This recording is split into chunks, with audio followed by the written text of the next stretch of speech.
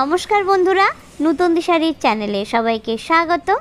आज के आमी चले एसेछि फुलकपिर डाटा भाजार रेसिपि निये। गरम गरम भातेर साथे एई फुलकपिर डाटा भाजा किन्तु दारुण लागे और रुटिर साथेও किन्तु दारुण लागे। आपनारा बाड़ीते अवश्यई एई रेसिपिटा एकबार अंतत ट्राई करे देखते पारेन। खूब बेशी किन्तु झामेला नेই এই রেসিপিটা বানাতে আর খেতেও কিন্তু দুর্দান্ত হয়। চলুন ঝটপট করে দেখে নিই কিভাবে আজকের এই রেসিপিটা আমি রান্না করছি। বাজার থেকে ফুলকপির ডাটা শুদ্ধ যদি ফুলকপি আনা হয় তাহলে ডাটাগুলো একদমই ফেলে দেবেন না। এগুলো ঠিক এইভাবে আমি যেভাবে দেখাচ্ছি সেইভাবে কুচু কুচু করে কেটে নিয়ে আলু দিয়ে ভাজা করলে দারুণ লাগে খেতে। দেখুন কীরকম আমি পিস করছি দেখেই আপনারা বুঝতে পারছেন। ঠিক চৌকো চৌকো করে যেমন আলু কাটা হয় ঠিক সেইভাবে ডাটাগুলো এইভাবে কেটে নিলে এই ফুলকপির ডাটা ভাজা কিন্তু দারুণ লাগে। দেখুন আর আমি আলুও নিয়েছি, যতটা মোটামুটি ফুলকপি নিয়েছি ততটা পরিমাণে নিয়েছি আলু। আমি এখানে একটা বড় সাইজের আলু চৌকো করে কেটে রেখে দিয়েছি। এরপরে আমি ফুলকপির যে ডাটাগুলো আমি কেটে রেখেছিলাম সেই ডাটাগুলো আমি সিদ্ধ করে নেব লবণ দিয়ে। আমি 1 চামচ লবণ দিয়ে ভালো করে ডাটাটা সিদ্ধ করে নেব। মোটামুটি 5 থেকে 6 মিনিট মতো সিদ্ধ করে নিলেই ডাটাটা অনেকটাই নরম হয়ে যাবে। এরপরে আমি একটা ঝাঁঝরিতে এই ডাটাগুলো জল ঝরিয়ে নেব।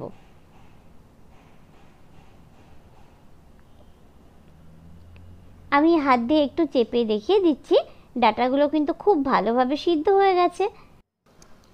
এরপরে কড়াইতে আমি 2 থেকে 3 টেবিল চামচ মতো তেল দিয়ে ভালো করে গরম করে এর মধ্যে দিয়ে দেব একটা বড় সাইজের আলু। ঠিক চৌকো করে যেমনভাবে কেটে রেখেছি ছোট ছোট করে ঠিক এইভাবে কেটে আপনারা ভেজে নেবেন। প্রথমে 2 থেকে 3 মিনিট হাই হিটে এই আলুটা ভেজে নেবেন আর এর মধ্যে দিয়ে দেবেন 2 থেকে 3টে চিড়ে রাখা লঙ্কা। 2-3 মিনিট পরে যখন আলুটা একটু লাল লাল হয়ে যাবে তারপরে আমি এর মধ্যে দিয়ে দেব সিদ্ধ করে রাখা ফুলকপির ডাটা। মোটামুটি 2 থেকে 3 মিনিট মতো একটু নাড়িয়ে চাড়িয়ে নিয়ে এর মধ্যে দিয়ে দেব 1 চামচ লবণ আর দেব 1 চামচ মতো হলুদ গুঁড়ো। হলুদ আর লবণ দিয়ে ভালো করে কিন্তু নাড়িয়ে চাড়িয়ে সমস্ত ভাজার মধ্যে এটা মিশিয়ে নিতে হবে।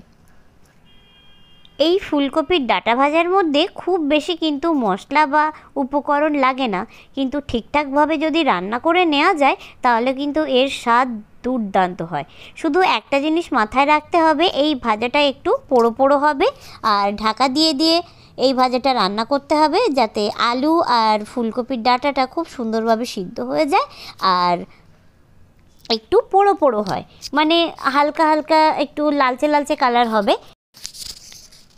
মাত্র 2 থেকে 3টে উপকরণ দিয়েই এই ভাজাটা বাড়িতে খুব সহজেই কিন্তু বানিয়ে নেওয়া যায় আর রুটির সাথে কিংবা ভাতের সাথে দারুণ লাগে আর ডালের পাতেও কিন্তু দারুণ লাগে। যদি আপনারা গন্ধরাজ লেবু দিয়ে খান তাহলে তো কোনো কথাই নেই। তবে আর একটা জিনিস বলি, এই ভাজার মধ্যে একটু মিষ্টির পরিমাণটা বেশি দিতে হবে। আমি এখানে ছোট সাইজের চামচে 3 চামচ চিনি দিয়েছি। আপনারা আপনাদের টেস্ট অনুযায়ী চিনি দিয়ে নেবেন। তবে একটু মিষ্টি মিষ্টি হলে এই কপির ডাটা ভাজা কিন্তু দুর্দান্ত হয়। একেবারে সম্পূর্ণ নিরামিষ এই রেসিপি। আর আপনাদের কেমন লাগলো কমেন্ট করে জানাতে ভুলবেন না। যদি আপনি আমার চ্যানেলে নতুন বন্ধু হয়ে থাকেন তাহলে অনুরোধ জানাই চ্যানেলটাকে সাবস্ক্রাইব করে পাশে থাকা বেল আইকনটা প্রেস করে দেবেন যাতে আমি যখন নতুন নতুন ভিডিও আপলোড করব সবার আগে আপনারা এই ভিডিও দেখতে পান। তো ভালো থাকবেন, সুস্থ থাকবেন, আবারও দেখা হবে অনেক নতুন ধরনের রান্না নিয়ে। নমস্কার।